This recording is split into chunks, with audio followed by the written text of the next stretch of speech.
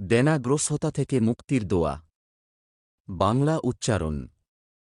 আল্লাহু মাকফিনি বি হালালিকা আন হারামিকা আগ্নিনি বি ফাদলিকা আম্মান সিওয়াকা। ফজিলত।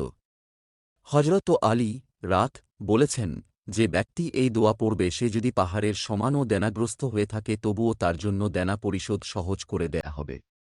তিরমিজি শরীফ খণ্ড -2 পৃষ্ঠা -195।